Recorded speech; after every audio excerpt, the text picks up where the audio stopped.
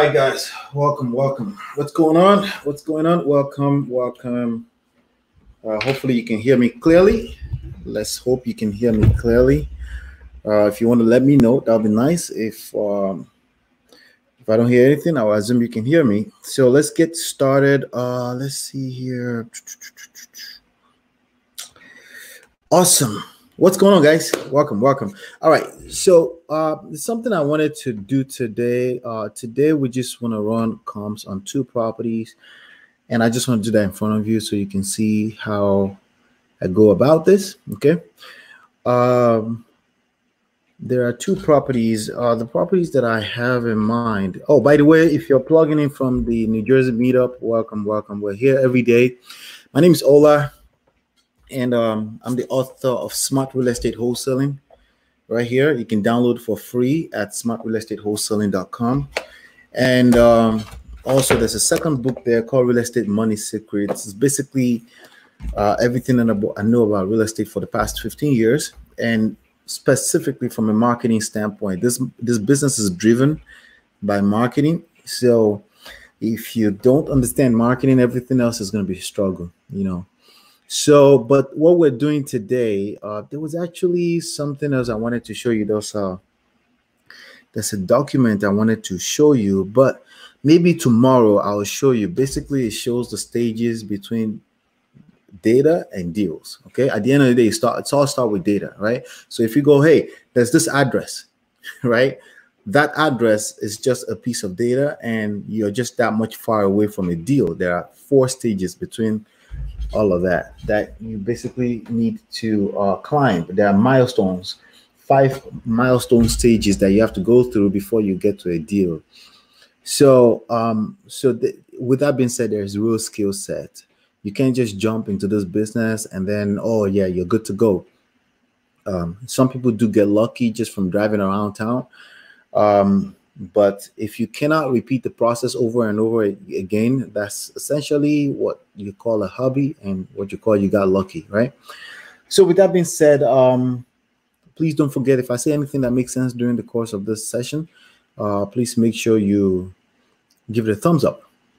All right, so I got this property address. Let me pull up the first one. The first one is 9785 Wright Heights Road in Fairview Heights in Illinois. All right, so it's another town that we definitely don't market in. Another state we don't market in, but because we do business around the nation, leads comes from everywhere, okay? But what I always tell people is that if you're following us here because you want to learn about wholesaling, you're not a wholesaler. That's just an exit strategy, okay? You are an investor, and the least you're going to be in this process as a marketer. You have to learn marketing, all right? You have to learn marketing. All right. So with that being said, I'm going to go ahead and start diving in through this. The first thing I want to do is I'm actually not going to use the software EmpireBigData.com prop stream. I'm not going to use it. Okay. That's not the first thing I do. The first thing I do is see what the market sees. Okay. I want to see what the market sees because the market is always right. You know, whatever they're willing to pay for a property, that's what the property is worth. All right. So before I get soaked up in myself, before I dive in and start looking at comps and say, hey, the comps are what, 500, 600. I want to see what the market will see because, you know, probably 4 or 5 years ago, we would frown at it and say, hey, Zillow doesn't matter. It's not the real comp. It's still not the real comp. But that data that's on Zillow, that's estimate, or on Trulia, they estimate, or on Realtor, they estimate, right? That's what the buyers will see. And if they see any number lower than what you speculated on, then you have a problem. You have a problem because they're going to see it and they're going to ask. Okay. And that's why, you know, the almighty Google is the market. It's always right. Okay. And everyone goes there to seek opinion, even about, you know, if they have a little pain on their neck, they want to Google that and see what that is. So they trust Google even more than the experts that go to school. Right. So just keep that in mind. So the fact that I can see Zillow and Trulia on this front page tells me that at least there's some data, but let's see if there's enough data. I'm going to right click and open this. All right. Zestimate says none. So it's not enough data, right? on Zestimate, and that's the house. Okay, 1,100 square footage. All right, somebody. Let's see. Okay, let's see. Let's see. On Trulia, we have. Let's see what we'll see here. On Trulia says contact for estimate. So there's not enough data. Okay, so this is not necessarily a negative, but it could be a negative. Okay, I like to. There's not enough data in this location. This is a place called Fairview in Fairview Heights in Illinois. All right. So I already see that this two pillar public opinion type of thing doesn't have any data. Okay, so this is going to be an interesting one. It tells me it's going to be an interesting one already. All right. So now after I do that, then I go into Empire Big Data and go see what's going on in that particular location. I simply just type in the address, and it comes up with what I think it is, right? All right, so we know that there's no Zestimate, no Trulia estimate. Let me look closer. Is there any realtor.com? Okay, there's Redfin here. So Redfin, realtor.com, Movoto, right? All right, so this was sold. So it's saying Redfin estimate 110, okay? All right, so I have an idea that that neighborhood is probably around 110, but let me see, is that the right property? This is 9776, so that's not the right property. So let me post the right property here, okay? And then let's click on it directly and let's see. Okay, so it says 111, okay? All right, so let's see, was it the right one on Zillow? Yeah, it was, right? It was. All right, so we're looking at about 110 public opinions. When people Google the address, they're gonna see that this was on the front page, okay? So, and if somebody's going to pay money, they that's the number they're going to have at the back of their minds. But as professionals, we want to do a little bit more in depth, right? So let's go ahead and go a little bit deeper. So I'm going to click on details here. So here I could already see estimated equity. Well, that's just equity stuff. As far as value is concerned, nothing yet. So let's go here. So this equity is still saying value 118 here. Okay. Last year 99. So that neighborhood is growing somehow. So we're going to go under comparables and nearby listings.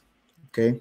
This is Illinois. So if I click both, well, I could probably see some MLS data because it was defaulted to public records. I just want to make sure that I don't pick duplicate because it's going to pull up duplicate listings just like this one when you're looking at it, right? So I go 1 mile radius, okay? Now, in any local market, that criteria may be different, but as a standard, as a nationwide house flipper, I just put 1 mile radius and I go 1 year into the past, okay? So if the numbers happens to be off or anything like that, it's usually not by a lot, okay? And so I can see here that this property is a single family residential, okay? So I like my comps to only be residential, all right? Here, sometimes I leave this open, sometimes it's not always accurate, okay? The property class is pretty much close to accurate for the most part. All right, so another thing I look at is when was this property built? Let's see if there's a record here on this list. It's 1901. So I don't want any comps on this list that was built in 1980 or earlier. I just don't want it. It may not be an issue in that market, but I just don't want it, okay? And if it's not, then we'll find out later. I just want to use more like standard information right now. All right. So what are we doing? The next thing I look at, so as you can see here, I already see average sales price 87. I already see price per square footage 74.94. Okay, so I'm going to build a nice quick spreadsheet here. Let's go to Google Sheets, right? Google Sheets. You could Google this. By the way, I have a template for this that I already give to my students at 11dayschallenge.com. So feel free to go leverage that if you want to. I'm just going to use this one and build it right in front of you.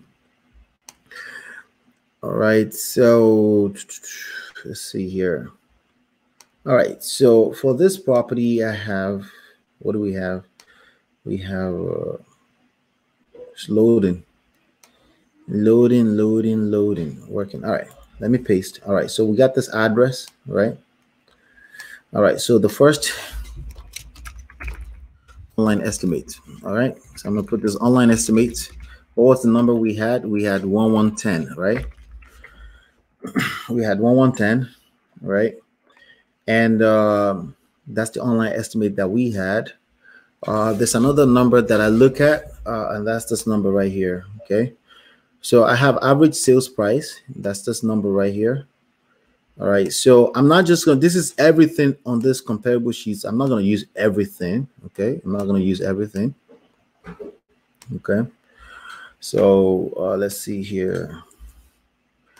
All right, so what is this number? The data that I'm going to use is, it varies. Okay, it depends on what I'm looking at. This is also a art as much as it's science. Okay, so I'm going to deselect this. Okay, I just want to see what the highest price per square footage potential in that area is. So I sorted by price per square footage, PPSF. So I click on the column header twice, and then to sort it from the highest to the lowest. So you can see the highest here is 168 in that area. So if I pick this comp, okay, now you can see it's already locked in on a square footage around that same size of house. I leave it for now. You know, I just kind of leave it. Okay. So I picked this one, I picked this one, and I picked this one. This one is the same one. This is what I meant by duplicate earlier, but I picked the blue one, which is the MLS, just to make sure I have enough records, right? All right, so when I do that, I now see a little bit better data. I see that it's $153,000 and $333, just off of the highest potential price per square footage. So I'm not going to use that number yet, okay? I already know that online estimate is showing about 110. So, and that number, when I'm negotiating, overrides my professional blah, blah here, okay? That's just what it is, because again, it's real out here, and there's a lot of wholesalers, quote unquote wholesalers, that are putting out you know, running numbers and kind of like messing up the market for us. A lot of them are newbies. That's okay. That's how they learn.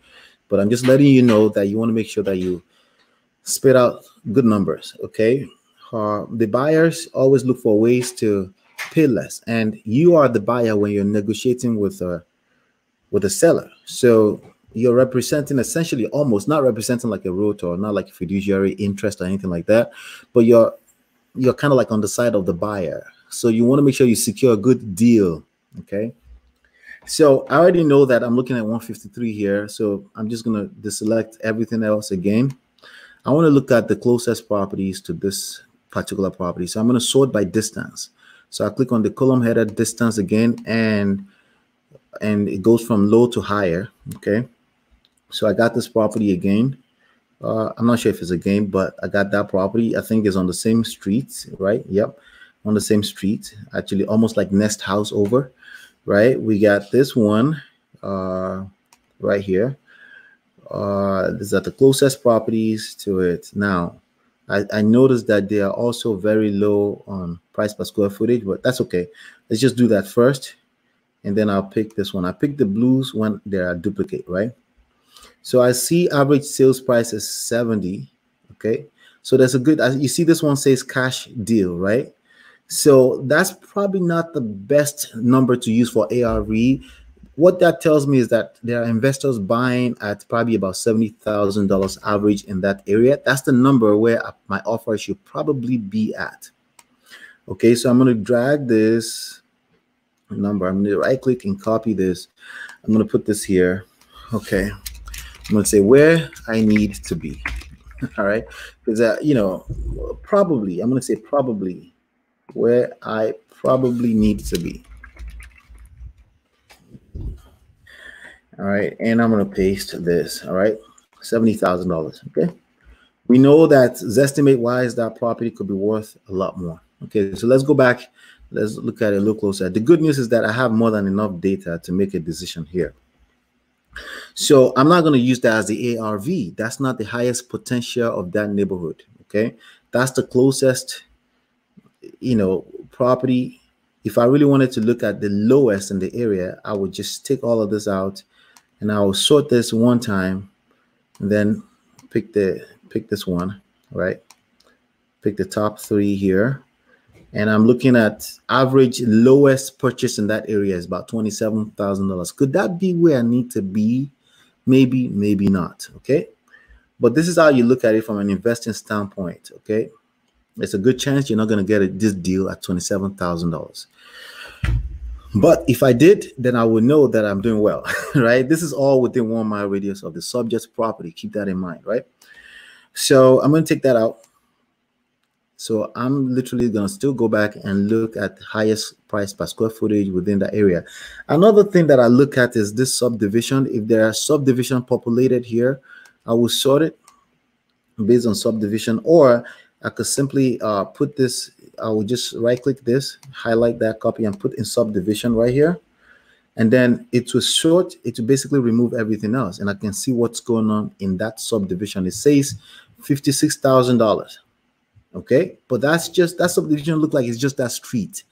That's not enough to determine the comp of a property. Okay, so I'm gonna keep it G. I'm gonna keep it 1 mile radius, and then I keep it highest potential based on everything I've seen so far. And then I would go back and lock it up under contract based on that number. And if I need to renegotiate, I will do that. I always have 10-day due diligence to do more homework. And that means talking to my partners on ground, investor partners, the ones that are going to be paying cash for these deals. And if there's a need to go back, I would. Okay, it's all part of the process, step by step. All right. So the first thing first, you want to make sure you're talking to a motivated seller, right? So that's basically data, contact, and then leads. When the lead is generated, you don't want to move on to the next stage unless you're talking to a motivated seller, meaning a person that needs to get rid of the property. If they feel like they have other options, you need to be generating more leads than you can handle, and you need to release them and say, yeah, go exercise that other option and keep me posted. All right. That's all part of the process. That's why you don't have to hard sell really if you learn marketing. Okay. All right. So now the final decision I'm going to make here is I see that within 1 mile radius, there are properties selling for a lot higher. Okay. So I'm going to go by price per square footage, and I'll sort from highest to lowest. That usually means click it twice. Okay. And yes, you may find other properties that end up in the other side of town, anything like that. I will find out. The investors will tell me like, oh yeah, we can't use that. Then I will go back and renegotiate if I have to. All right. But the first prerequisite is make sure you're talking to a motivated seller and let them know, here's the numbers I'm looking at right now, but I need some days to do more work. And then if I come back, if everything looks good, we'll be good to go. If not, I'll let you know what we need to do. So I'm going to click this, the top one, this one. I'm going to click this one. So now we got 153. Okay. And I already know that I cannot use 153. Okay. How do I know? Because what was it? Zillow or Redfin said 110. That's the number I'm probably going to end up using. Okay. So I'm going to right click this. Okay. All right. I'm going to right click this and go to paste this here. That's the number I'm going to use. Okay. This number is $, no cents, right? Then I need the other number that I need is, let's go here. So these are the 3 pieces of data that I pull. Okay. This one is PPSF. That's price per square footage. All right. PPSF. Price per square footage. I put that in there. So it's $137.98 per square footage. So the next thing I need to know is what is the square footage of this house, right? All right. What's the square footage? So I already got 2 of my numbers. Okay. And that's this number right here. Okay. I need these 2 numbers. Okay. This is opinion number 1. This is online opinion. Again, this is what the buyers will see. Your buyer will probably want to estimate how much they want to pay based on this number, because the public sees this and the market is always right. However, it's potentially you could sell this property for up to $153,000 if you have the same average. Remember, it's based on square footage. So now let's do square footage, right? We got square footage here, 1181. right here. Okay. And you can see that it matches the Zillow number as well, right? All right, so I'm going to paste this here, 11 square feet. So now we have this. So now we have value is on square footage. Okay, so that's the third number that I need. I need this. I need this, and that's essentially multiply the square footage by the average highest potential of square footage in that area. It says 162, right?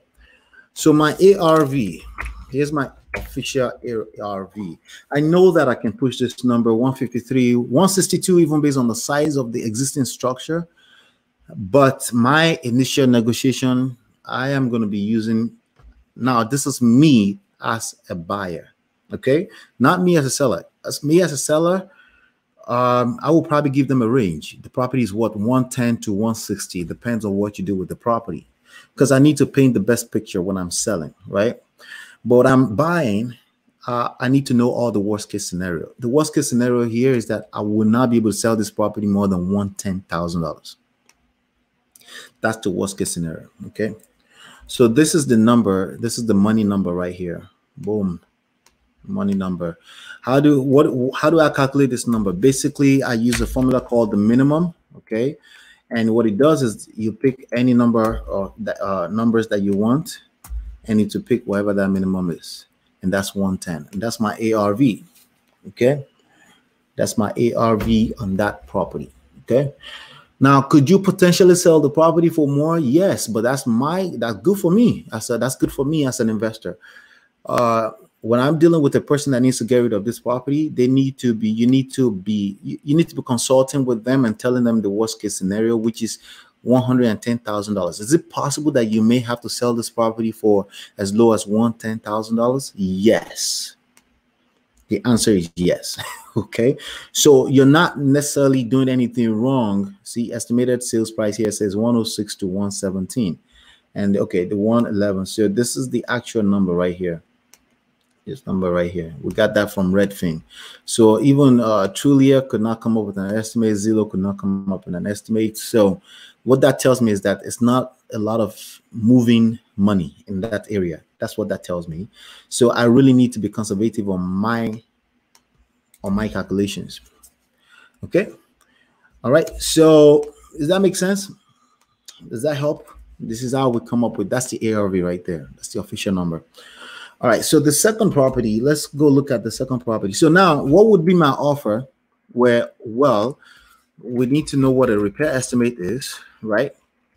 And our offer is going to be whatever that is, right? And this repair estimate is what offer is going to be. I use, it really depends. I use 65%. You know, as an investor, if you're the one that's fixing and flipping, you want to use 70%. But if you're a wholesaler, you want to put some room so you can make some money. So I just go with 65%. That's what I learned day one in 2005 as well from my mentors at the time. 65% as a wholesaler. Okay. All right. So that's going to be equals to this. Multiply that by 0.65, which is 65%, right? I'm just going to put that in brackets. If you don't know math, I'm sorry. That's just a little bit of math. That's not even a lot of math. And you're going to deduct whatever the repair estimate is going to be. So this number right here. So I don't know what the repair is going to be yet. Let me know. I don't know yet, you know. So, but I'm just giving you, this is an example property, right? Right. So, and what I always like to do, I also like to copy the standardized structure of the address, right, with the zip code and stuff. All right, so we got this other property. Let's go for one more. Should I go for one more, or should I end the day? By the way, if you learn from this right now, the nuances, can you give it a thumbs up? We're missing 3 thumbs ups. We're missing 3. Thank you so much for doing that for me. Let's go to Iowa. I don't know how to pronounce this city name, and it wasn't a prerequisite that I have to know how to pronounce the city name. What is this? Sioux City in Iowa? Is that what that is? I don't know what it is, but it doesn't matter as long as I know the numbers, right? All right, so let's go Google. The first place I go again, as I said, is Google, right? Go to Google, see what Google has to say. There's Realtor, there's Trulia, there's Zillow. Is there Redfin here? We're missing Redfin, so it's probably okay. But I can look at I can see the map. It looks like it's a dense area, so that's good. Let's go look at this numbers. What this number says. All right, so we got this property here. Estimate here is 130 on Realtor.com, and this on Trulia is 118. There's a good chance that Zillow is 118 too. So Zillow and Trulia, I think they're using the same algorithms these days. 118. That's the number we're going to use. Okay, for the online estimate. All right, for the online estimate. Let me just paste it here. All right, so now I'm going to copy the formula here and just copy the formula just to make sure I have the same formula. All right, and then I just change the numbers. Okay. So remember, before I move forward, remember I said my offer should be around 70 here. Look at this. Check that out. 70. That's what the investors are paying over there. I could pay as much as $72,000 already in that area, depending on how much repair the house needs. But this is where I need to be at. Okay. That's based on 111. So if it depends on how much work you put into the property, you may be able to get 160, 150 or more. Anything more than 111, right? All right, so let's go look at this. So we already got the 18 right here, Zillow. Let's move through this a little faster now. Let's see here.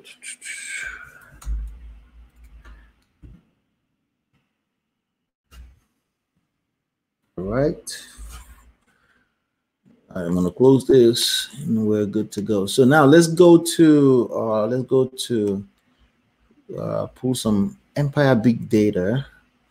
All right, let me just let's save this.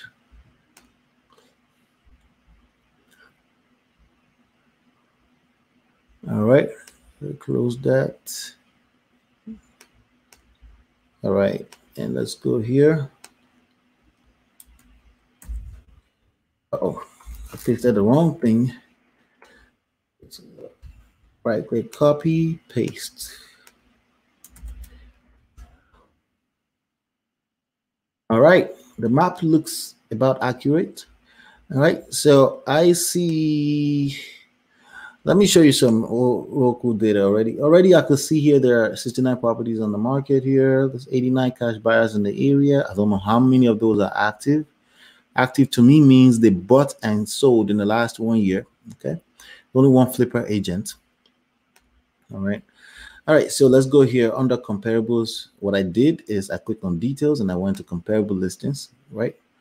And I'm still gonna leave this alone. Sometimes I have to, if I don't have enough comparables within that range of square footage. This was set by default by the software, okay? And based on the square footage of the property itself, which is 1,419. So it's like a range around it. So remember I put 1 mile radius.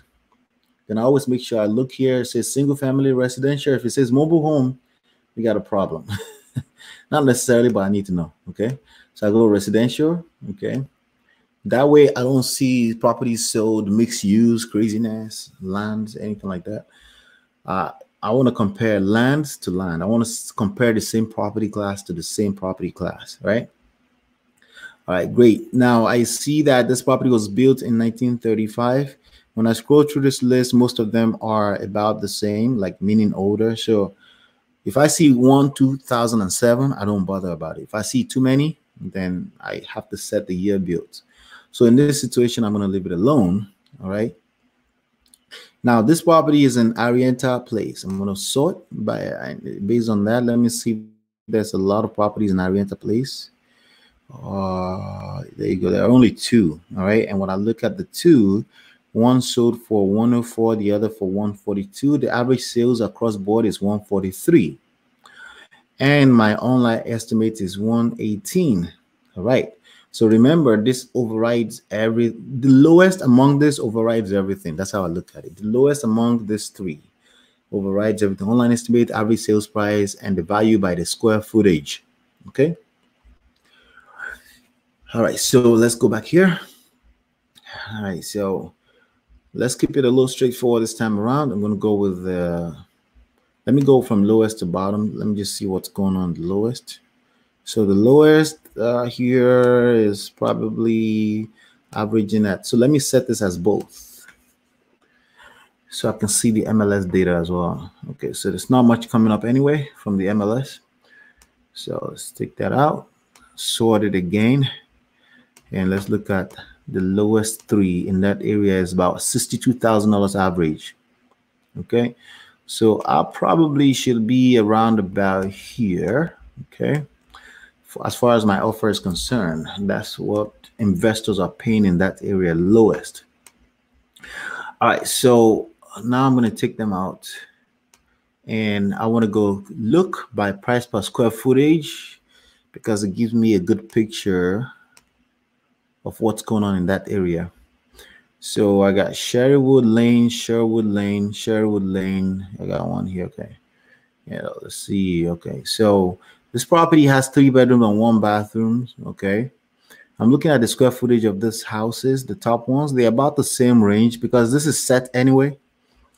So there's probably places where they can get creative and add additional bedroom. And it's only one that has additional bedroom, but additional bathroom, right? So I'm just going to pick this, give me a good picture of what's potentially possible. And we're looking at 211. All right, so there's a problem here. The problem is that the average in the whole city is about, is what, 118, right? Based on the online estimates. But that's not real comparable. I just wanted to know how far low I need to try to go. Okay. So even though I said this is ARV, it doesn't have to be official ARV. Just give you the lowest edge. Okay.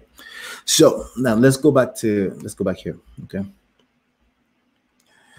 I want to look at, I'm curious. I want to look at the closest properties to this subject property. So I'll go to distance. And I sort it from lowest to highest. Okay, and I'll pick the top 3.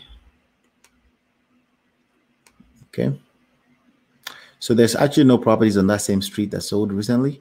But anyway, we're looking at 121. That's closer to the online estimate. Okay, so, but I'm not going to use that number. I just wanted to know what I'm dealing with. Okay. All right, so let's go do price per square footage from highest to lowest. And we're going to pick this. Okay, it gives me the highest potential of this property. Okay, that's 211. Okay, that's based on the average sales price in that area. So I'm going to put that here. And then as far as price per square footage, we got $164 per square footage. All right, and then I want to paste that here. And what is the square footage of this subject property? We'll go up here to find that. Okay. Another thing that you may want to look at sometimes, especially, I don't really look at it by default, but the sellers will point that out to you. They'll say, hey, it's on a 1.4 acres, it's on 10 acres. Those are big deals. You should look at it, you know, and just keep that at the back of your mind. As a selling point. When I'm still negotiating, I still go by the livable area square footage, okay? Because that's more of a bigger weight, okay? So we got 1,494 here. So we have value based on square footage. This property can go up to 233, 211 average sales price. Online estimate is 118. That's the number, okay? And this is where I need to be at. And not too far from this number as well, okay, which is $62,000. So if you have any questions right now, these are my thought process when I'm running comps. So if you really want to know, there's another tool called dealestimator.com. Okay, I'm just gonna open it from my bookmarks. Dealestimator.com is a nice little software that I put here for you. If you need to estimate, so you would talk to a seller and they say, hey, on a scale of 1 to 3, how much work do you think it needs? Or low, medium, high? They say, well, it needs some upgrades. I'll say medium, definitely not gut rehab, but yeah, it needs some work. Then basically you can come here and use this tool, and you can paste your ARV, right? Your average ARV, whatever that is. Okay. These numbers are not written in stone. They are professional opinions. That's what appraisers, even certified appraisers, that's what they call them, right? So I will go here, I'll paste this here. Okay. All right. And I'll say medium. So that's $17,000. To me, that means $20,000. Okay. Put $20,000 here. Okay. That tells me I need to be paying $56,000 for the property. Okay. Let me. All right. So this is probably going to be about the same thing, 111, right? If it needs medium rehab, that is, right? Sorry, that number needs to go here. All right. So I round that up. Okay. Again, you round it up because you're thinking worst case scenario when you're trying to buy, and you're leaving room for negotiations. They may come around and say, no, we don't want, this one says $52,000 I need to be paying. That's where my starting offer will be. They may say, hey, I need $60,000. And then you look at it and you say, okay, I got some room up there. Average sales price is 153. But it's better to be conservative up front than you as a buyer being in the position of a buyer, trying to lock up something on the contract, and then you're speculating, and then you're getting excited that, like, yeah, this property is worth 211. You don't want to be doing that. You want to be on the conservative side because you're the buyer, and you make money when you buy. You make money depending on how much deal you lock up, right? That's how you make money. You don't make money by over speculating. You make money when you buy, not when you're selling. You make that money when you secure the deal, when you lock up that contract. Okay, so for me, my offer on these two properties will basically round it down to the nearest 10 of thousands, which is 50,000 and 50,000. That will be my offer on those two properties, and then I'll have some room. So I would, if how much they're asking for, if it's lower than these numbers, then I'm looking to lock up the contract first thing first, and then let my investors know that we have a good deal that they should take a look at. And the script that I use for that to say, hey, I have a good deal at this address that you should take a look at. We're looking for. That's the language you want to use. Keep it simple, right? And you want to make sure that you don't put anybody on a pedestal. You know, a lot of people would say, even up to yesterday, I heard somebody say, hey, all you need is 5 buyers. That's not true. You need all the buyers you can get your hands on, so you can text blast everybody and talk to those ones that are interested. Everyone is not going to be interested, but those that will be interested, and that's a law of averages. So you want to make sure you talk to enough people until you find the person that's interested.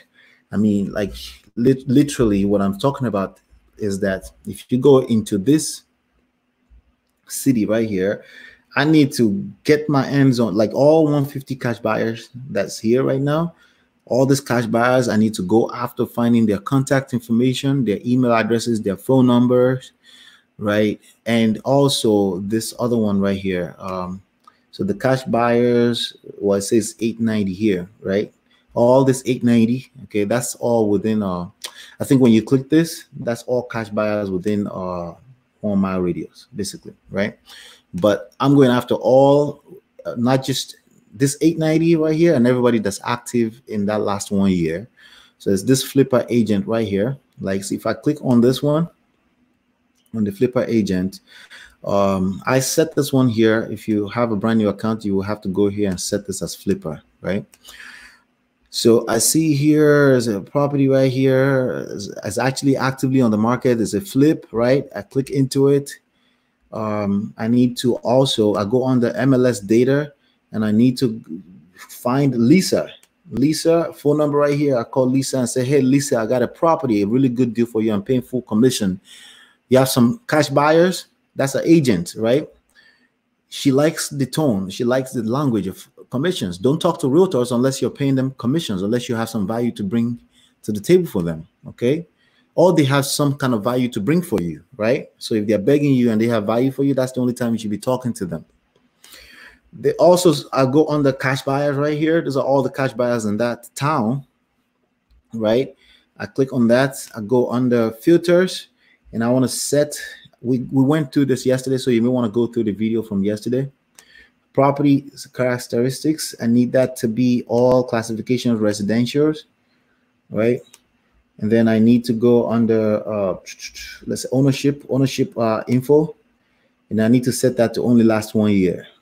Okay, because you bought a house for cash 3 years ago doesn't mean you're active right now. So priority, I want to talk to people from just last year. Okay, so I'll set this to 2019, and then I'll set this what's today's date, the 8th, right? Now close. So I got 21 people to talk to. Out of 890, I need to talk to these 21 people plus this one agent. Okay, these are people that are doing cash deals. You see, $58,000, all right, $5,000, $80,000, $30,000. You can tell that these are all cash deals. There's one here. It looks like maybe this house already flipped. Maybe not. We don't know. It doesn't matter. What we need is you click into one of them like this, right? And we need to this guy right here is a cash buyer. Okay, if I click on cash sale, they bought this for $5,000. It's probably not ideal, but you get the point, right?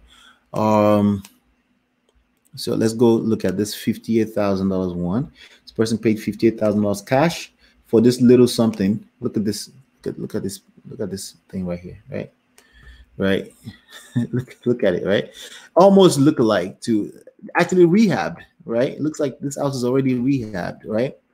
And let's go here. If I go $58,000 purchased by Justin Barger Realty LLC, right?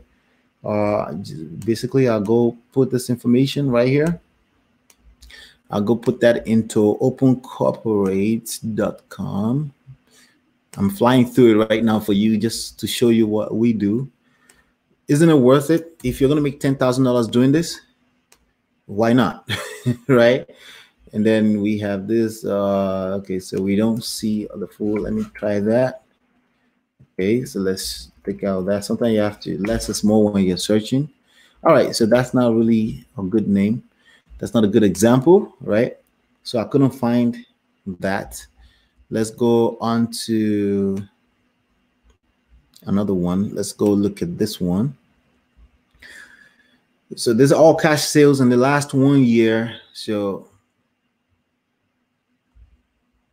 all right. So I think if you have any questions, drop them right now, because once I'm done sharing the screen, I will be getting off because I have another meeting right away. Oh, let's see here. Okay, this is taking its time. Let's try that again. Am I still online? I think I am. All right, so cash sale, $80,000 right here by Red Line Properties. Usually properties LLCs are cash buyers. I like to see properties or homes LLCs. I like to see those. Those are typical names of cash buyers, typical LLC names, right? And there we have it. So now you could have just gone by jurisdiction, like this state. This state was what, Iowa? I think so. Yeah, there you go. So I'll click on it right there. And this is the person I'm looking for. And I have Ryan, right? So I got Ryan right here. I'm literally going to take Ryan's name. I'm going to go to truepeoplesearch.com. Okay, True People Search. I think that's it, right? Paste this here. And I'm going to paste. I'm going to copy the city name right here. Sioux City. For all I know right now, I could be butchering that name. There you go. So make sure I pick that one. And then I got, let's see. So I have 39 years old Ryan right here, probably the right person. And I got a wireless number right there that I need to call. Okay, that's it. That's what I'm going to share with you. You just don't do that enough time, you find your buyer. Okay, these are people that are proven to be a buyer because they bought something. That's how you came up with that information, right? All right. So yeah, BNB. I know you told me a while back I should keep going, but yeah, thanks for hanging out, bro. Please, if I said anything that made sense so far, thus far, if I did anything that made sense so far, please make sure that you give it a thumbs up. Okay, I'm here Um, Tuesday, unless I have out of town projects, which I do sometimes. I'm here Tuesday, Wednesday, Thursdays, 4 p.m. I go from 4 to 4:30 minimum. Sometimes I go to a little bit extra, like today. But please help us share. At least give it a thumbs up. Make sure you subscribe to the channel. Make sure you go download the book if you're brand new here. Make sure you go download the 2 books, smartrealestatewholesaling.com. And hopefully you've been enlightened and educated. I'll see you on next one. And peace.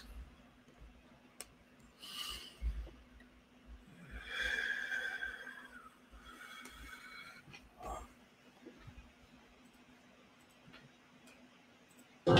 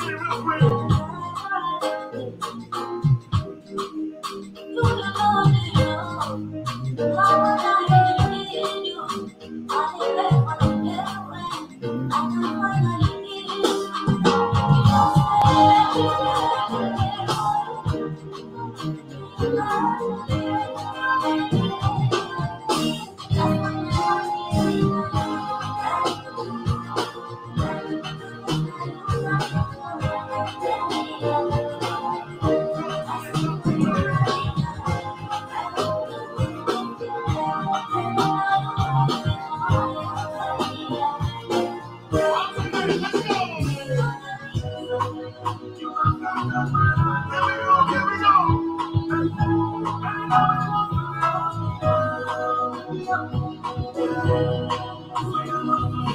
go.